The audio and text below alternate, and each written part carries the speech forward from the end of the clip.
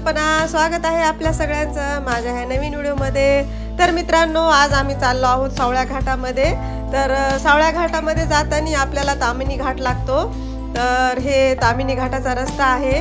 तर हे इकडे एक असं खूप छान डोंगर आहे आणि ह्या डोंगरातून ही असं पाणी येत आहे। तर बघू शकता तुम्ही, इथं खूप सारे गप्पी मासे पण आहेत। तुम्ही पाहू शकता मित्रांनो, पाणी किती शुद्ध आहे। तर ह्या पाण्याने आम्ही आमची कार पण धुवून घेतलेली आहे आणि थोडे इथं आपण थांबणार आहोत। आता 15-20 मिनिट एन्जॉय करणार आहोत आणि मग आपण जाणार आहोत आपल्या मेन स्पॉटला, सावळ्या घाट।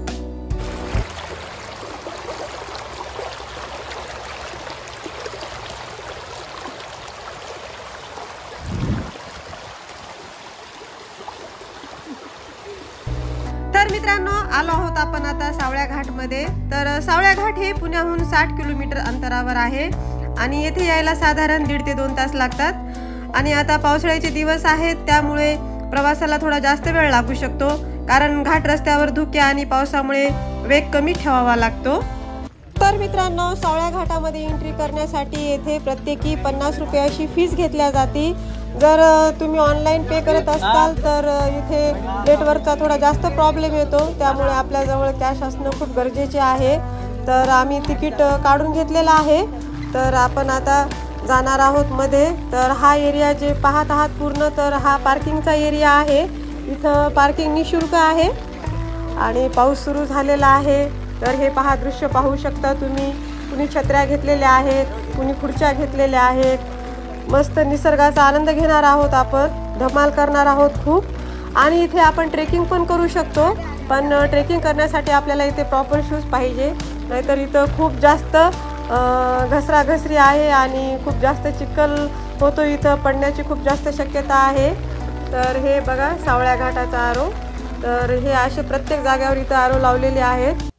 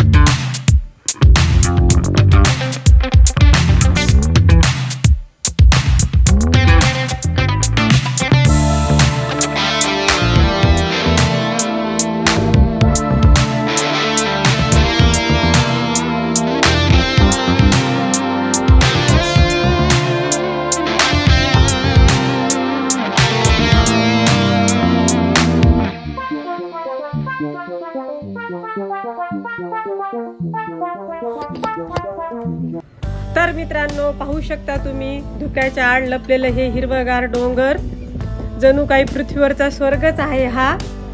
खरंच अप्रतिम आणि मोहक निसर्गमय स्थळ म्हणजे सावळ्या घाट। हा घाट म्हणजे पावसाळ्यातील निसर्गाचा स्वर्गच आहे।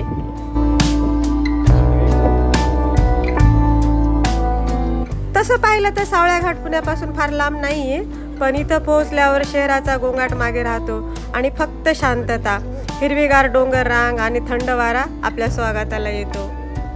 खरं तर सावळ्या घाटाची खरी मजा पावसाळ्यातच अनुभवायला मिळते। इथल्या डोंगरावरून झरताना दिसणारे छोटे मोठे धबधबे मनाला खूप भुरळ घालतात आणि धुक्याच्या पडद्याआडून उमटणारं पांढरं पाणी आणि झाडावर थेंब थेंब साचलेलं पाणी, ही दृश्य खरीच डोळ्याला आणि मनाला शांती देणारी आहेत। तर बघू शकता तुम्ही, धुक्याच्या आड लपलेलं हिरवं डोंगर किती सुंदर दिसत आहे ना हिरवं चादर अंतरल्यासारखं, एकदम मनमोहक असं।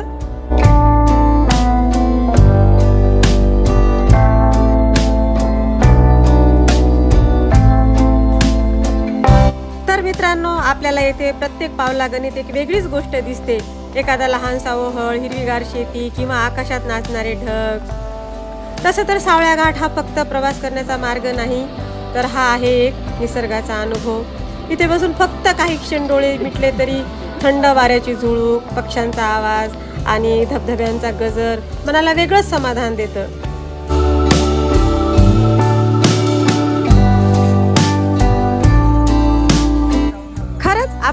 व्यस्त असलो तरी कधी कधी असा निसर्ग सफर मनाला हवासा असतो। सावळ्या घाट हा शहराच्या गोंगाटापासून दूर नेऊन नवीन ऊर्जा देतं आणि इथं आलं की काळाचं भानच राहत नाही आणि मन फक्त ह्या हिरव्या निसर्गामध्ये हरवून जातं।